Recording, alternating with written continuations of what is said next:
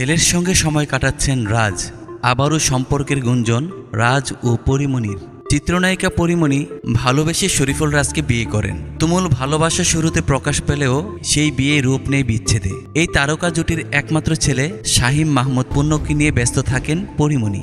বাবার সঙ্গে খুব একটা দেখা যায় না ছেলের। সম্প্রতি বাবা রাজের সঙ্গে দেখা গেছে ছেলে পুণ্যকে। রাজ নিজে ফেসবুকে প্রকাশ করেছেন বাবা ছেলের খুনসুটি। 2021 সালের 17 অক্টোবর গোপনে বিয়ে করেন এই তারকা জুটি। মাত্র 7 দিনের পরিচয়ে বিয়ে করেছিলেন তারা। 2022 সালের 10 আগস্ট এই দম্পতির ঘরে আলো করে আসে পণ্য। এর 1 বছর পরেই বিচ্ছেদের পথ বেছে নেন রাজপরী দম্পতি। সংসার ভাঙনের পর সন্তানকে নিজের কাছেই রেখে দেন পরিমণি।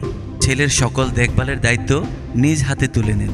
অন্যদিকে রাজ ব্যস্ত হয়ে পড়েন তার ব্যক্তিগত জীবন নিয়ে। বিচ্ছেদের পর বিভিন্ন সাক্ষাৎকারে পরি জানিয়েছেন বাবা হিসেবে সন্তানের প্রতি কোনো দায়িত্বই পালন করেননি রাজ।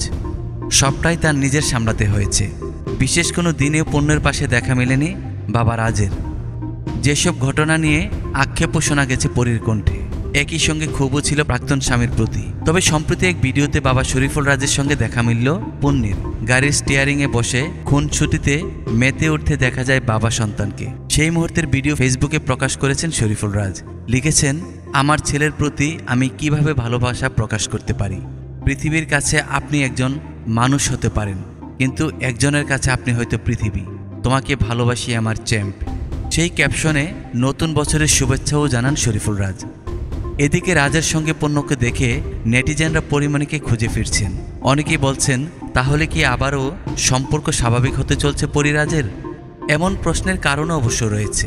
বিভিন্ন সাক্ষাৎকারে রাজের প্রতি তার ক্ষোভ প্রকাশ করেছেন পরিমণি। এমনকি সবশেষ গেল সেপ্টেম্বরে নিজের প্রাক্তন স্বামীর সঙ্গে বিবাহ বিচ্ছেদের 1 বছর পূর্তি উদযাপন করেছেন তিনি। সেখানে রাজের সঙ্গে পরীর ছেলেকে ঘুরে বেড়াতে দেখে অন্তর্জালে বিভিন্ন গুঞ্জন ও প্রশ্নের সৃষ্টি হয়েছে। অনেকেই মনে করছেন হয়তো সন্তানের টানে বরফ গলছে রাজপরীর। তবে বিষয়টি নিয়ে পরিমণির পক্ষ থেকে কোনো মন্তব্য আসেনি। দুজনেই এখন দুই জগতের বাসিন্দা, মন দিয়েছেন নিজেদের কাজে।